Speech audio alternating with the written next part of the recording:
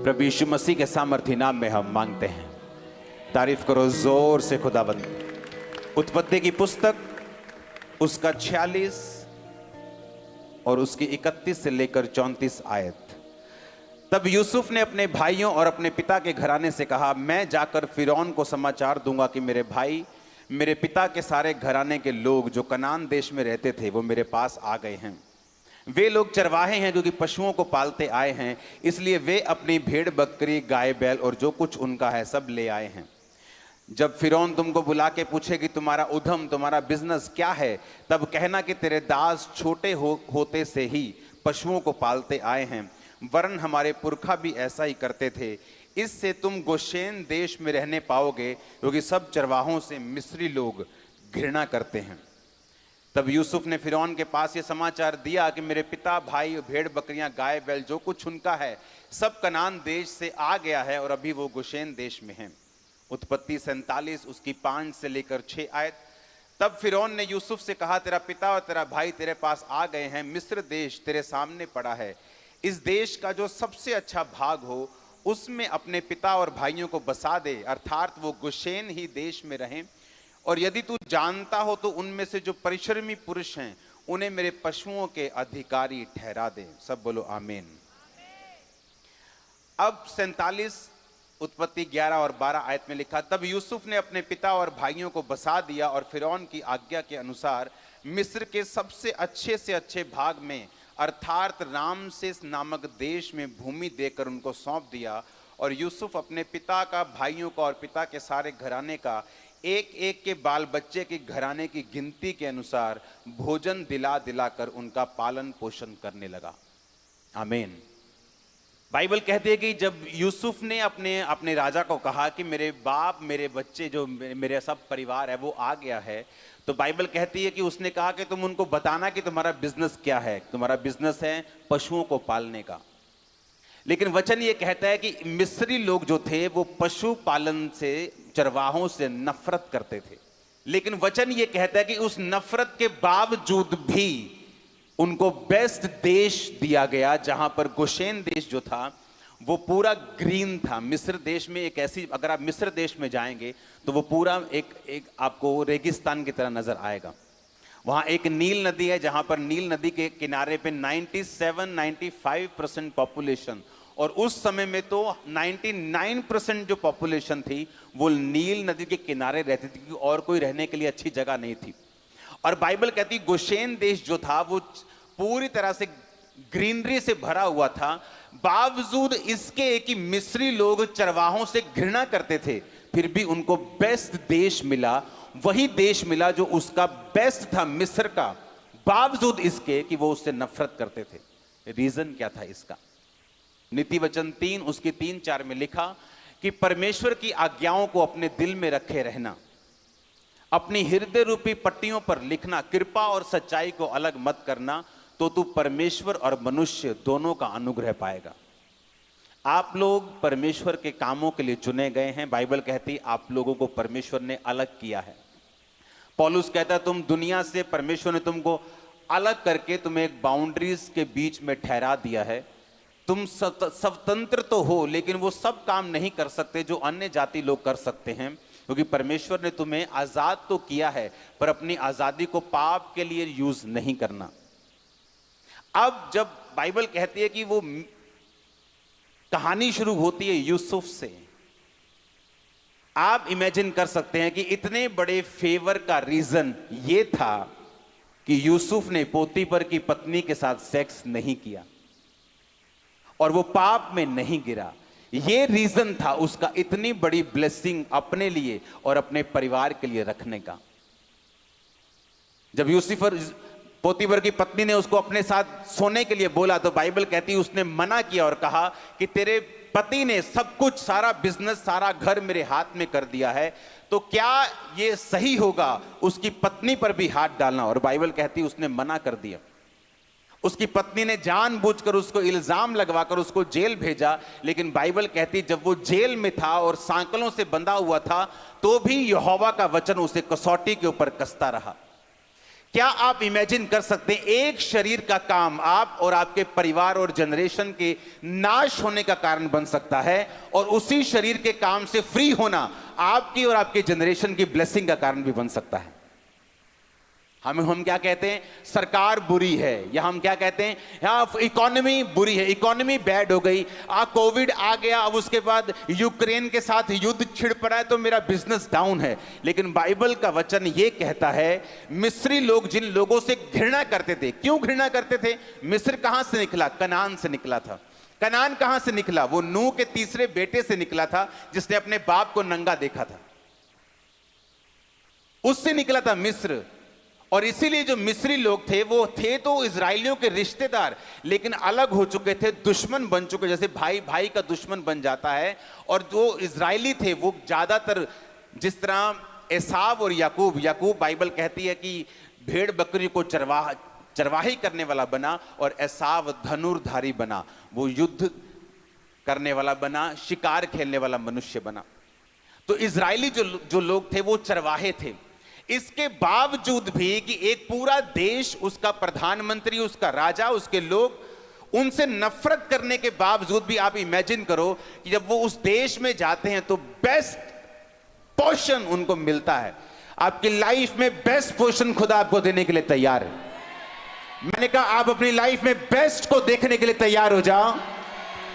बस एक काम करना है। यहां पे मैं आपको एक ही वचन देने के लिए आया हूं। यह वचन खुदावंद ने मुझे इस हफ्ते की शुरुआत से थोड़ा पहले दिया था, आज देने के लिए आप लोगों को। अगर आपने एक काम ये कर लिया, मैं आपको बताता हूं, इकोनॉमी बैड हो, इकोनॉमी वर्स्ट हो, आपका देश यूएसए हो, सोमालिया हो, नाइजीरिया हो, इंडिया हो, कोई फर्क नहीं पड़ने वाला। आप बेस्ट हिस्से में रहेंगे इन जीसस नेम। आमीन। मुझे ऊंचे वाला चाहिए चर्च। हालेलुया। अब उसने जब मना किया कि मैं इस शरीर के काम को नहीं करूंगा और मैं आत्मा के अनुसार चलूंगा, हालेलुया, और वहां से उसकी जर्नी जो है वो स्टार्ट होती है। जब वो अपने शरीर के काम को मना कर देता है और वहां से उसकी स्पिरिचुअल जर्नी स्टार्ट होती है। यीशु मसीह ने कहा, जब तुम मेरे वचनों के ऊपर चलेगा तो परमेश्वर और मनुष्य दोनों का ग्रेस तू पाएगा। आज आप जानते आजकल का यूथ इतना कंफ्यूज क्यों है? क्योंकि पवित्रताई में नहीं है। आप जानते हैं आजकल का यूथ इतना ब्रेक क्यों है? इतनी अपॉर्चुनिटीज होने के बावजूद भी फाइनेंशियल स्ट्रगल क्यों है? क्योंकि पवित्रताई की कमी है लाइफ के अंदर। और जिस दिन ये कमी खत्म हुई, आप इमेजिन करो बाइबल क्या कहती है। आप जानते हैं, अगर आप इस स्टोरी को आगे पढ़ें, उत्पत्ति 47 उसकी 18 से 24 और 11 से 12 पढ़ें, तो वहां पे बाइबल कहती है, जब सारे देशों में अन्न खत्म हो गया तो सारे लोग यूसुफ के पास जाकर अन्न मांगने लगे। तो पहले यूसुफ ने भेड़ बकरियां, गाय बैल के बदले में उनको अन्न देना शुरू किया। जब वो भी खत्म हो गए तो वो फिर आए, कहते अब सब कुछ खत्म हो गया, अब क्या करें? कहते हमारे पास सिर्फ जमीन रहती है। तो वो अपनी जमीन दे देकर उससे अन्न खरीदने लगे। और बाइबल कहती है सारे मिस्र की जो धरती थी वो फिरौन की राजा की हो गई, गवर्नमेंट की हो गई। तो यूसुफ जो धर्मी था उसने कहा, हम तेरे से पूरी जमीन नहीं लेंगे, तुम ऐसा किया करो, जमीन अपने पास रखो, इसका 5 हिस्सा 20% जो है इसकी जमीन का तुम राजा को दिया करना और बाकी से अपना पेट पाला करना। समझ आई कि नहीं आई? लेकिन वहां एक वचन लिखा है, वहां लिखा है, याजकों की भूमि यूसुफ ने अपने पास नहीं रखी। जब याजक लोग अन्न लेने के लिए आते थे तो बाइबल कहती है यूसुफ ने उनकी भूमि उधार नहीं रखी। याजकों के लिए एक स्पेशल अरेंजमेंट था जो यूसुफ उनको देता था। बल्कि वचन यह कहता है कि मिस्र के राजा की मेज पर जो भोजन होता था वही याजकों की मेज के ऊपर होता था। अब मेरी बात को ध्यान से समझना। पहले हमने क्या देखा कि जो इजरायली थे, परमेश्वर ने उनको नफरत करते थे वो लोग, उसके बावजूद उन्हीं लोगों में से बेस्ट दिया, हां के ना। अब दूसरा बाइबल कहती है जब पूरे देश में अकाल था, पूरी दुनिया में अकाल था, पर याजकों को तब भी कोई भी कमी नहीं थी। और यीशु मसीह के जी उठने के बाद वचन ये कहता है कि पहले याजक लोग सेवा करते थे, आप लोगों के लिए, मेरे लिए, विश्वासियों के लिए, बाइबल कहती है वो लहू को बहाते थे और सेवकाई करते थे, परमेश्वर के सामने जाते थे। लेकिन नया नियम ऐसा कहता है कि प्रभु यीशु मसीह ने एक ही बार में अपने लहू को बहाकर हमारा महायाजक बनकर और हम सबको राजा और याजक बनाकर इस दुनिया के ऊपर रखा है। अब बाइबल के मुताबिक जो याजक लोग हैं वो आप खुद हैं, क्योंकि आपको पाप माफ करवाने के लिए अब मेरे पास आने की जरूरत नहीं है। आप अपने घर बैठकर खुदा से कह सकते हैं, खुदावन मेरे पाप को माफ कर, मैं क्षमा मांगता हूं, मैं तौबा करता हूं, तौबा करती हूं, नेक्स्ट टाइम मैं ये काम कभी नहीं करूंगा। बाइबल कहती है आप माफ हो जाते हैं। और वचन ये कहता है कि आप खुद एक याजक हैं, और वचन ये कहता है आप राजा हैं। प्रकाशित वाक्य 1 उसकी 5 और 6 आयत अगर आप पढ़ेंगे आपको यह वचन समझ आएगा। इसका मतलब क्या, जब पुराने नियम में याजकों की भूमि नहीं गई, जबकि पूरी दुनिया की भूमि खत्म हो रही थी, कोई देश बचा नहीं था, कोई परिवार बचा नहीं था, अमीर से लेके गरीब हर बंदा अन्न मोल लेने के लिए अपना सब कुछ बेच रहा था, क्योंकि वचन कहता है कि 7 साल ऐसा अकाल पड़ा जो पृथ्वी के ऊपर कभी नहीं पड़ा था। कोई रेडी नहीं था कोविड के लिए, कोई रेडी नहीं था। रेडी था कोई रेडी नहीं था। कोविड जैसे ही आया, बड़े बड़े देश जो बड़ी बड़ी पिक्चरें निकालते 20-20 हजार करोड़ की, सुपरमैन इधर जा रहा है, सुपरमैन इधर जा रहा है, कहां गए सारे सुपरमैन? गायब हो गए थे उस दिन। कोई काम नहीं आया क्योंकि तैयारी नहीं थी। कोविड की कोई तैयारी, अकाल की कोई तैयारी नहीं थी। बड़े से लेके छोटी कंपनी, बड़े से लेके छोटा परिवार, सब इफेक्टेड हो चुके थे, सबकी जमीन खत्म हो चुकी थी सिवाय याजकों के। और वचन क्या कहता है? तुम एक याजक हो।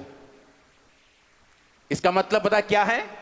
कि लाइफ में कुछ भी हो, आपके देश में कुछ भी हो, आपके सराउंडिंग कुछ भी हो, लेकिन आपका नुकसान खुदावंद कभी नहीं होने देगा अगर आप एक सच्चे याजक हैं तो। याजक क्या करते थे? बाइबल कहती है वो सेवा करते थे। आज दिखाओ मेरे को विश्वासी चर्च में जो सेवा करने वाले विश्वासी हैं। मैं आपको सिरदर्द वाले विश्वासी दिखा दूंगा, फॉरेन ब्रांचेस में ज्यादा, जो अपने पास्टर्स को सिरदर्द ज्यादा देते हैं और सेवा कम करते हैं। लेकिन क्या इवेंजलिज्म करते हैं? कभी नहीं गए। क्या आप अपने पास्टर के साथ मिलकर गली गली जाते हैं सुसमाचार बांटने के लिए? बोलते हैं हम बिजी हैं। एक रिक्शा वाला से लेके एक इलन मस्क तक सब बिजी हैं, कोई फ्री नहीं। लेकिन जीसस ने कहा जब तुम मेरी सेवा करोगे मेरा पिता तुम्हारा आदर करेगा और तुम्हारा नुकसान नहीं होगा। किन लोगों के नुकसान हो रहे हैं? जो सेवा में नहीं। कौन लोग इफेक्ट हो रहे हैं? जो सेवकाई में नहीं, जो सिर्फ विश्वासी हैं, जस्ट चर्च जाकर ब्लेसिंग लेने की कोशिश करते हैं और यह नहीं मालूम कि अब बाइबल के मुताबिक तुम भी एक याजक हो और सेवा करने के लिए अपने परिवार समेत बुलाए गए हो। अपने पास्टर पर एहसान मत करो चर्च में जाके, क्योंकि तुम भी सेवकाई के लिए उसके साथ बुलाए गए हो। हालेलुया। और इसीलिए वचन कहता है कि याजकों की भूमि उसने मोल नहीं ली। उत्पत्ति 47 उसकी 18 से 24 आए, मैं 22 में पढ़ूंगा। पर याजकों की भूमि तो उसने ना मोल ली, क्योंकि याजकों के लिए फिरौन की ओर से नित्य भोजन का बंदोबस्त था। नित्य जो भोजन फिरौन उनको देता था वही वे खाते थे, इस कारण उनको अपनी भूमि बेचनी ना पड़ी। याजकों को अपनी भूमि बेचनी नहीं पड़ी।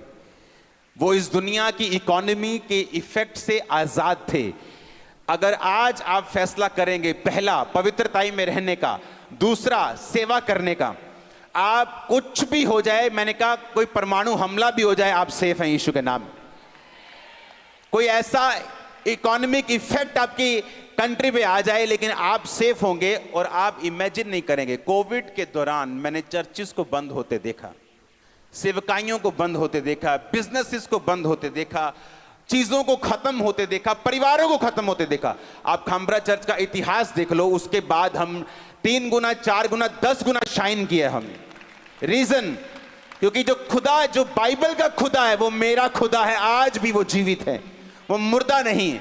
लेकिन प्रॉब्लम यह है मैं सेवा में हूं कि नहीं, या मैं पवित्रताई में हूं या नहीं। बिना पवित्रताई के बाइबल कहती तुम परमेश्वर को देख भी नहीं सकते। तुम तो चर्च में माइक लेके गा रहे होंगे, लोगों को मालूम है तुम गा रहे हो, लेकिन अगर तुम पवित्रताई में नहीं हो तो परमेश्वर को नहीं मालूम तुम गा रहे हो। वो पूछेगा भाई तुम कौन हो? बोला मैं गा रहा था। परमेश्वर कहा नहीं, मैंने तो देखा ही नहीं कभी तुम्हें गाते हुए। नहीं नहीं प्रभु, मैं तो वॉलंटियर बन के सबसे आगे था, लेकिन मैं तुम्हें जानता ही नहीं हूं, कौन हो तुम? उसने कहा पवित्र बन जिस तरह तेरा बुलाने वाला। और अगर तू पवित्रताई में नहीं है तू परमेश्वर को नहीं देख सकता, वचन कहता है। आप बोलेंगे मैं टाइदर हूं, कब दिया टाइद? मैं तो जानता ही नहीं, तू कौन है तू? आप बोलेंगे परमेश्वर तू मुझे जानता नहीं, हे कुकर्म करने वालों मेरे सामने से दूर हट जाओ और लेफ्ट हैंड साइड चले जाओ, नरक में चले जाओ जो तुम्हारे और तुम्हारे शैतान के दूतों के लिए तैयार किया गया। क्रिश्चियनिटी एक रियलिटी है अगर इसे जिया जाए तो। आमीन। ये एक रियलिटी है। बाइबल कहती है उसने याजकों की भूमि मोल नहीं ली। क्यों नहीं मोल ली उसने याजकों की भूमि? बाइबल कहती परमेश्वर ने कहा मैं याजकों को बेस्ट तेल, बेस्ट दाख, बेस्ट दुनिया की सबसे उत्तम चीजें दूंगा क्योंकि ये लोग मेरी सेवा में हैं। क्या कहा था जीसस क्राइस्ट ने 500 लोगों को जीवित स्वर्ग पे जाने से पहले? जाओ और सुसमाचार सुनाओ। क्या उसने प्रेरितों को बोला? क्या उसने अकेला पास्टर्स को बोला? उसने सबको बोला जाओ और सुसमाचार सुनाओ। तो क्या आप जीसस की कमांड को पूरा कर रहे हो या नहीं कर रहे हो? अगर आप नहीं कर रहे हो तो आप सेवा में नहीं हो।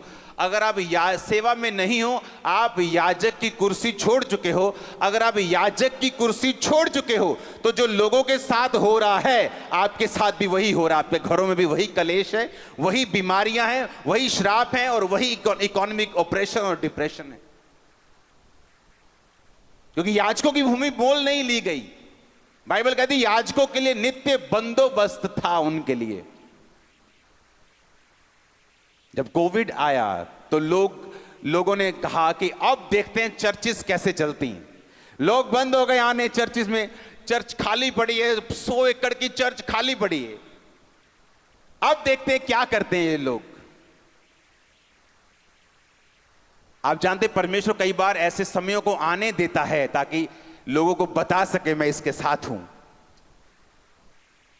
वो बता सके कि वो पुराना इज़राइल का परमेश्वर, वो यूसुफ का परमेश्वर, वो इसहाक का परमेश्वर, वो पतरस और पौलुस का परमेश्वर वो आज भी जिंदा है। वो बातें करने वाला परमेश्वर नहीं है। आज तक मैंने इतनी चैरिटी लाइफ में नहीं की जो 2020 में कोविड के टाइम में हमने की। लाइफ में कभी नहीं की।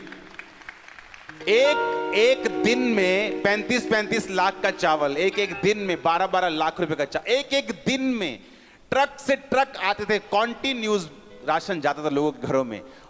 हालेलुया। कोविड में लोगों को जरूरत पड़ी लेकिन चर्च तैयार थी। आमीन। खुदावंद ने कहा याजकों की भूमि नहीं कहीं पे जाएगी।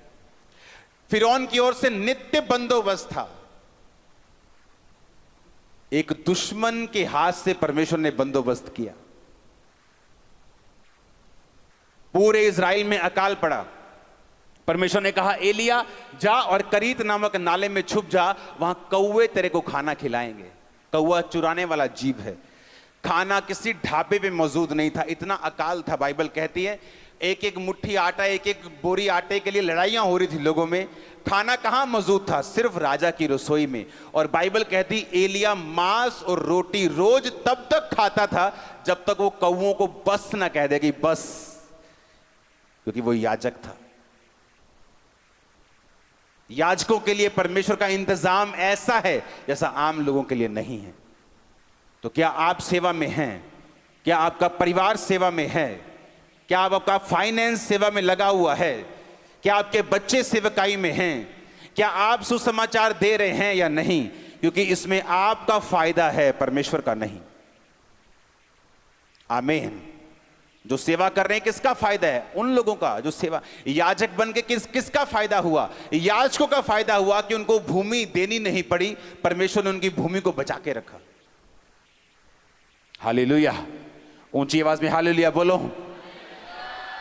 अगर आज आप फेथ करके जाएंगे परमेश्वर मैं अपनी लाइफ को पवित्रताई में, अलगताई में, सेवकाई में रखूंगा।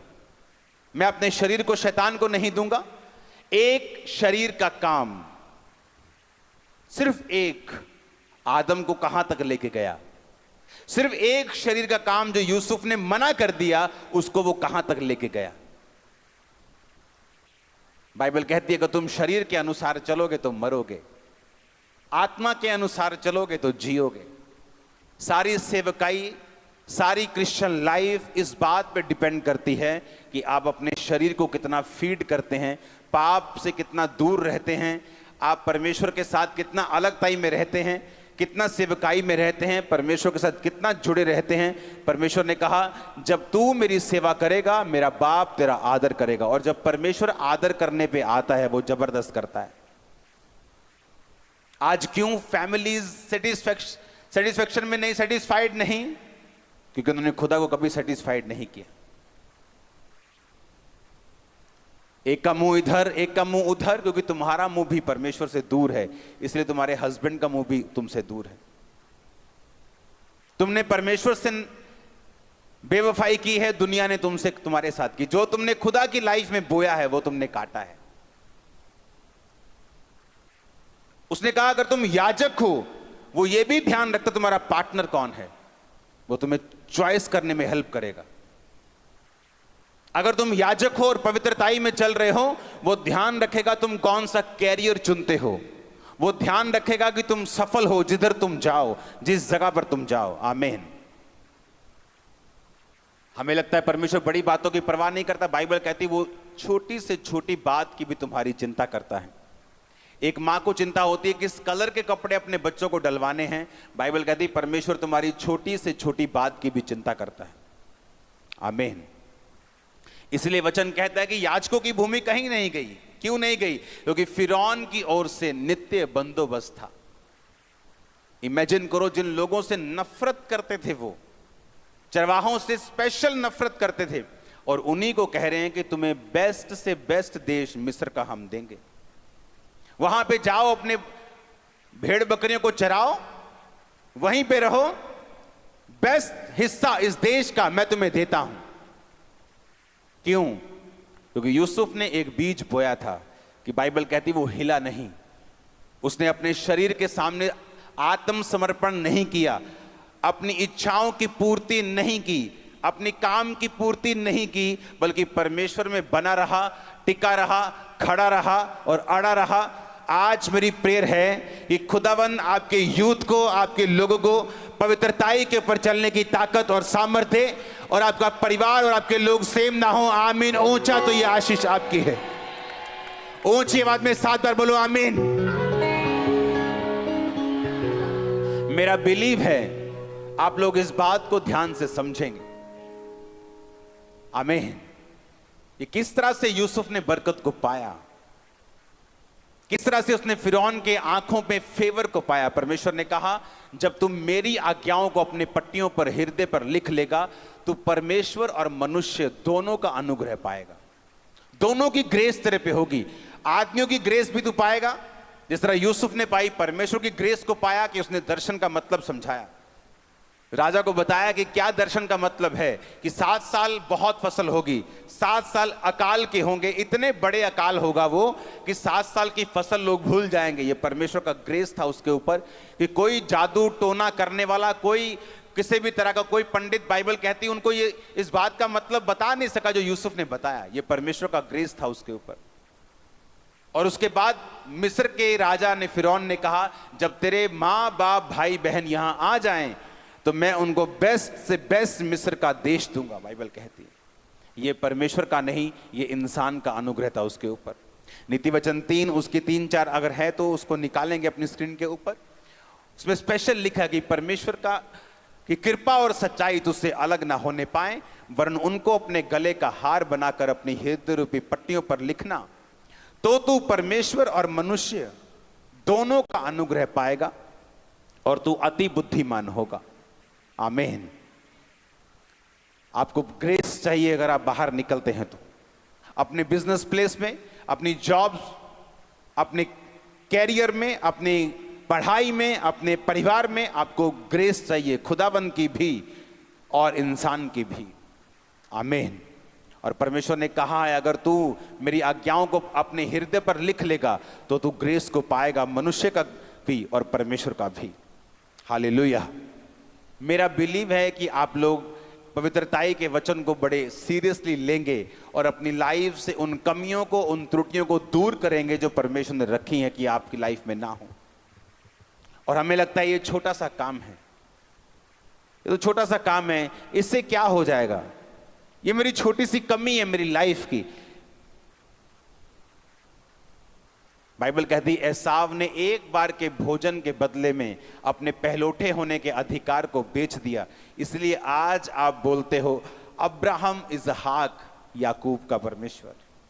नहीं तो हम ये कह रहे होते अब्राहम इसहाक एसाव का परमेश्वर। जब दाऊद के घर में मसा करने के लिए नबी गया तो वो दाऊद नहीं था जिस पे परमेश्वर की योजना थी, आपको मालूम होना चाहिए। वो उसका बड़ा भाई था जिस पर परमेश्वर की योजना थी उसको राजा बनाने की। लेकिन वचन कहता है कि वो अयोग्य करार दिया गया। किसी को भी बिना परखे आप अयोग्य करार नहीं देते। आपका स्कूल आपको फेल, आपको ये नहीं कहता कि तू 10th में नहीं जा सकता जब तक वो आपके पेपर ना ले। तो इसका मतलब परमेश्वर ने उनके टेस्ट लिए और उनको भी मालूम नहीं था कि उनका टेस्ट हो रहा है। हालेलुया। उनको मालूम नहीं था उनका टेस्ट हो रहा है, लेकिन जब वो सामने गए परमेश्वर ने कहा मैं इसे अयोग्य करार देता हूं। सेकंड अयोग्य, थर्ड अयोग्य, सब आ गए, हाँ सब आ गए, लेकिन एक रह गया जो जंगल में रहता है, भेड़ बकरियों को चराता है। जब वो आया परमेश्वर ने कहा यही है, इसे मसा कर। और इसलिए वचन कहता है मैं तेरे भाइयों के मध्य में मैंने तेरा अभिषेक किया। आमीन। एक ही घर में दो भाई हो सकते हैं, एक शरीर के अनुसार चलने वाला और एक आत्मा के अनुसार चलने वाला। दोनों की लाइफ अब सेम हो सकती है लेकिन फ्यूचर में सेम नहीं होगी। स्पिरिचुअल चीजों का महत्व है, स्पिरिचुअल चीजों की वैल्यू है। आज एक शारीरिक इंसान और एक आत्मिक इंसान, दोनों का रिजल्ट, दोनों की पोजीशन सेम लग सकती है लेकिन फ्यूचर में ऐसा नहीं होगा। आमीन। मैं अपने दोस्त से मिला, मेरी वाइफ मेरे साथ थी थोड़े दिन पहले, मैं उस जगह से निकल रहा तो मैंने उसको फोन किया, मैंने कहाँ है तू? तो अपनी शॉप पे ही है। कहता हाँ मैं शॉप में। कहा आजा बाहर, मैं तेरी वेट कर रहा हूं। ये मेरा वही दोस्त था जिसने मेरे साथ बपतिस्मा लिया था। हम दोनों एक्साइटेड थे परमेश्वर में आकर, क्योंकि मैं मेंटल अटैक से मैं फ्री हुआ था और वो मेरी हालत को जानता था। उसने मुझे एग्जैक्ट नशे में, मेंटल पोजीशन में देखा हुआ था। तो जब मैं परमेश्वर में गया और मुझे सुधार शुरू हुआ तो वो जानता था कि परमेश्वर ने मेरी जिंदगी में काम किया है। अब एक समय आया जब उसकी फैमिली और मेरी फैमिली दोनों विरोध करती थी। इतना विरोध करती थी, बोलते थे कि तुम्हारे पास्टर को पास्टर के घर जाकर पीट के आएंगे, हम मार के आएंगे उसको, क्योंकि मेरी सारी फैमिली जो है वो अभी भी, कुछ रिश्तेदार अभी भी हिंदू हैं। तो वो बोलते कि तेरे को उसको मार के आएंगे, पीट के आएंगे, तेरे को भी घड़ीस के आएंगे, तो अपने धर्म में वापिस आएगा। और चैलेंज करते थे मेरे को।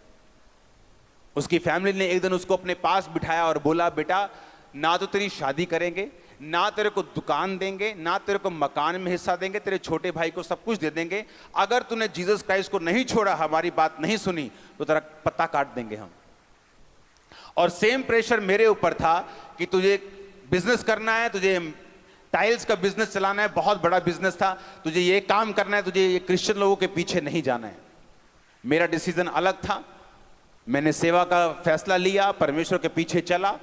उसका डिसीजन अलग हो गया और वो परमेश्वर से हट गया। उसकी मैरिज हो गई, उसको दुकान मिल गई, सब कुछ हो गया।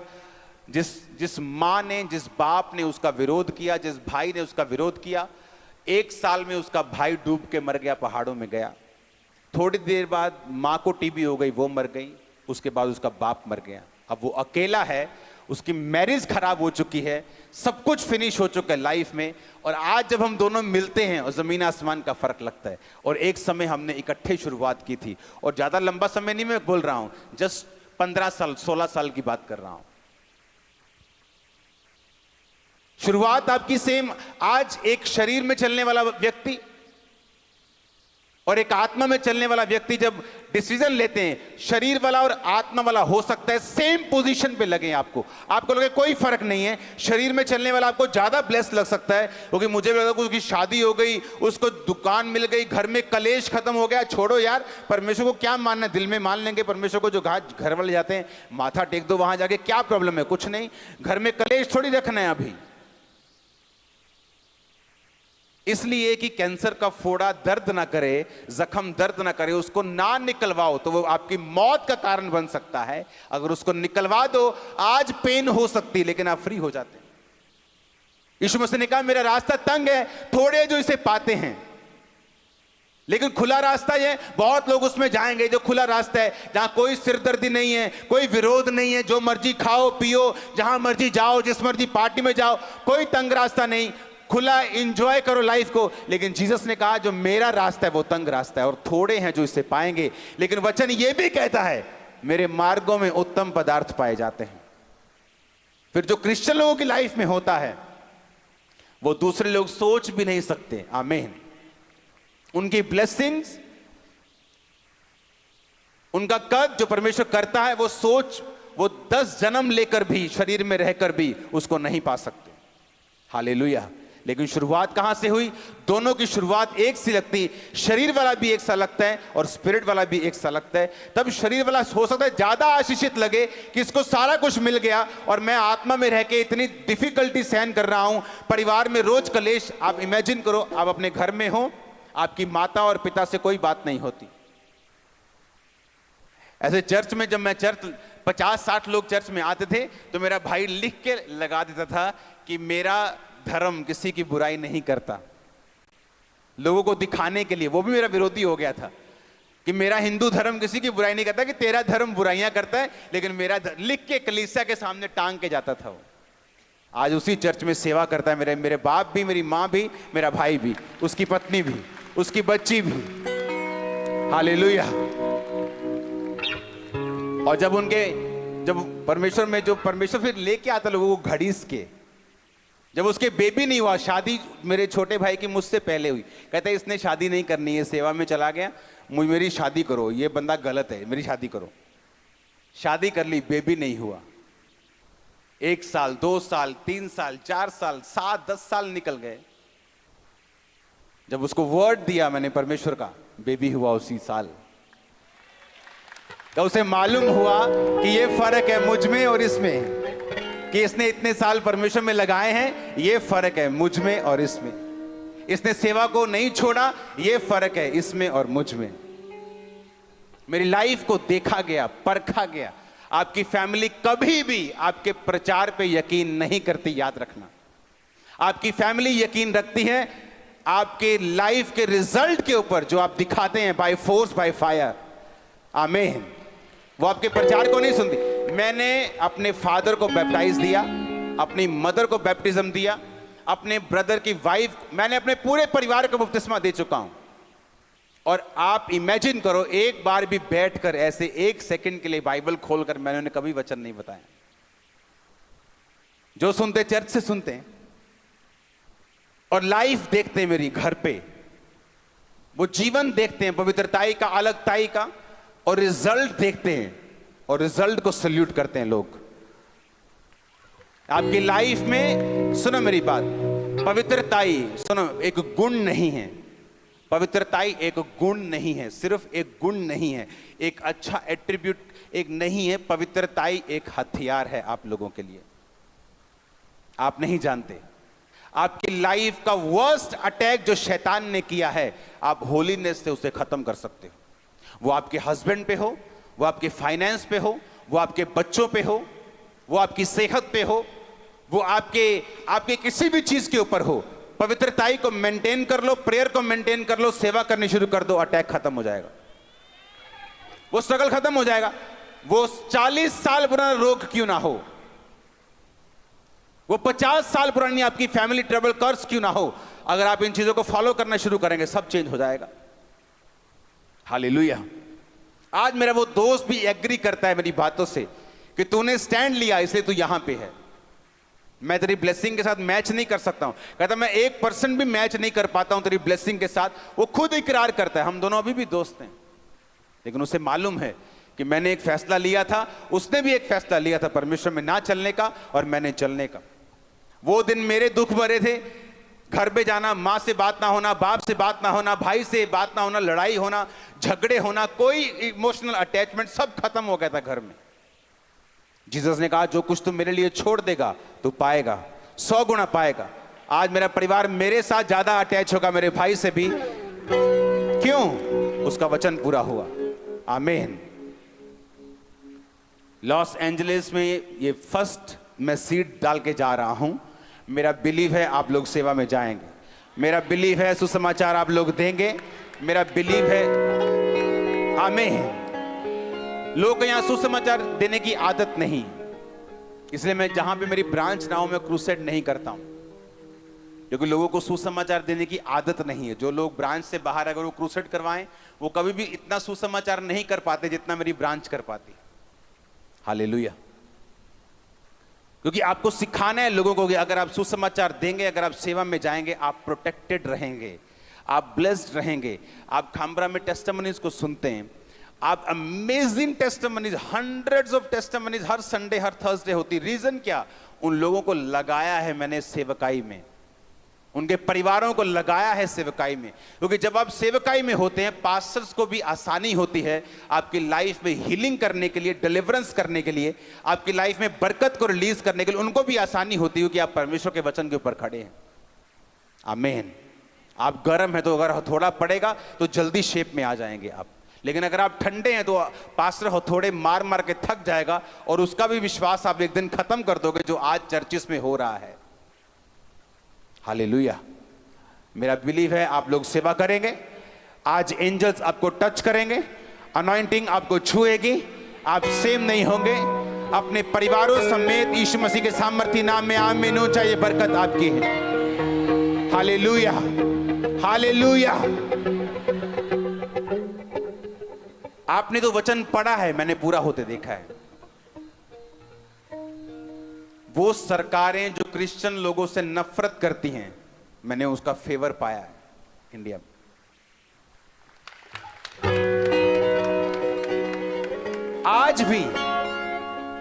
आज भी मैं आपको बता रहा हूं, यह वचन पूरा हो रहा है।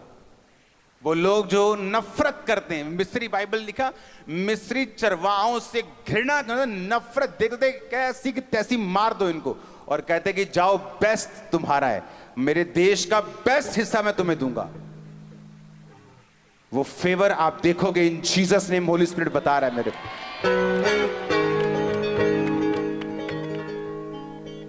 एक बंदा जो नफरत करता है मिस्री इजराइलियों से, चरवाहों से जो घृणा करते, बाइबल कहती है नफरत, हेट करते थे उनको, और कह रहे भाई साहब आ जाओ, मिस्र देश में बेस्ट गोशेन देश, हरी चारगाहियों से भरा हुआ तुम्हें देता हूं, मेरे पशु भी तुम रख लो, अधिकारी बन जाओ मेरे पशुओं के, मेरे बिजनेस में पार्टनर बन जाओ।